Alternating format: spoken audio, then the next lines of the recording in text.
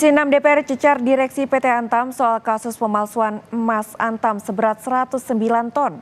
Direktur Utama PT Antam menegaskan kasus emas 109 ton yang kini ditangani Kejaksaan merupakan pemalsuan label emas Antam.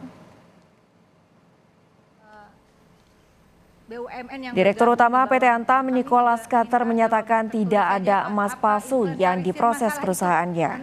Namun dalam kasus tersebut ada permasalahan branding dan lisensi yang dinilai Kejaksaan Agung sebagai hal yang merugikan. Dalam proses pencetakan cap atau lisensi Antam tidak dikenakan biaya, padahal cap atau branding Antam itu bisa meningkatkan nilai jual emas.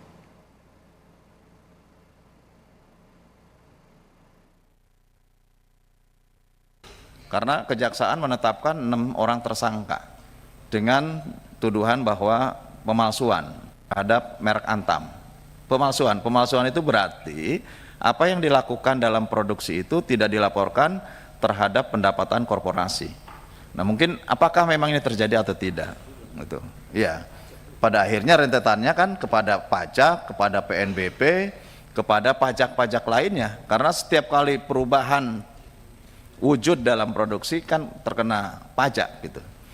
Karena itu pertama yang harus kami klarifikasikan dan sudah disepakati oleh Kejaksaan bahwa tidak ada emas palsu. Ya Bapak, ini kan yang makanya saya bacakan apa yang dituduhkan dan saya bilang bahwa tuduhan itu memang ada kebenarannya.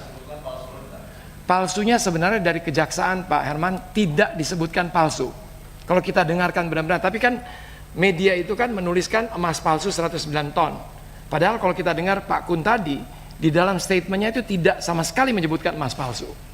Makanya oleh Pak Kapuspen akhirnya dijelaskan bahwa bukan emas palsu. Itu yang paling penting buat kita harus, karena ya, nah ini, tapi tidak dibilang palsu.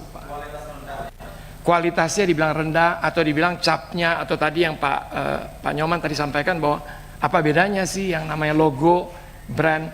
Nah, brand license memang jadi opini daripada Kejaksaan yang menurut saya juga benar.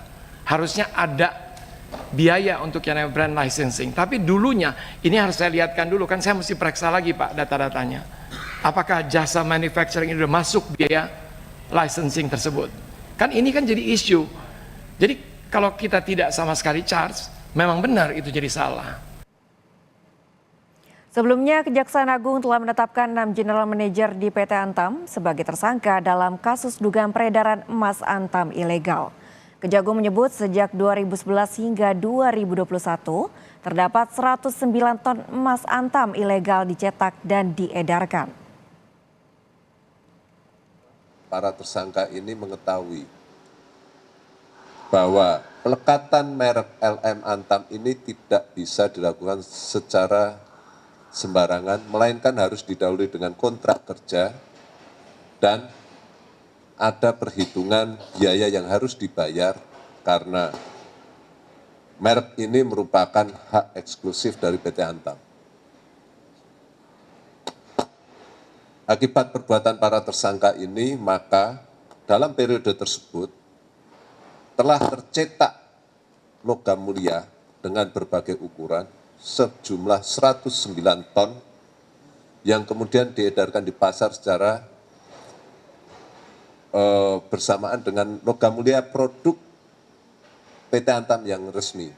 Sehingga logam mulia yang bermerek secara ilegal ini telah menggerus pasar dari logam mulia milik PT Antam.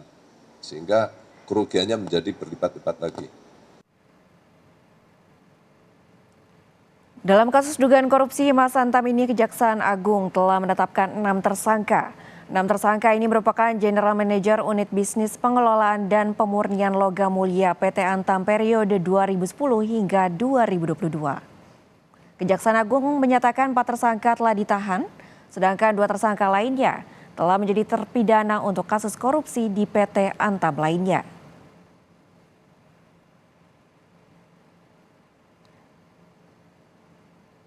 Kejaksaan Agung menjelaskan modus korupsi emas Antam ini dengan wewenangnya 6 tersangka tersebut memberikan izin untuk melekatkan merek LM Antam ke logam mulia milik perusahaan swasta.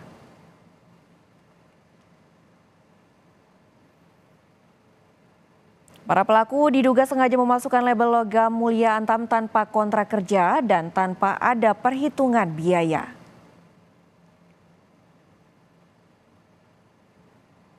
Emas Antam ilegal ini diduga dipasarkan bersamaan dengan produk logam mulia PT Antam yang resmi lainnya.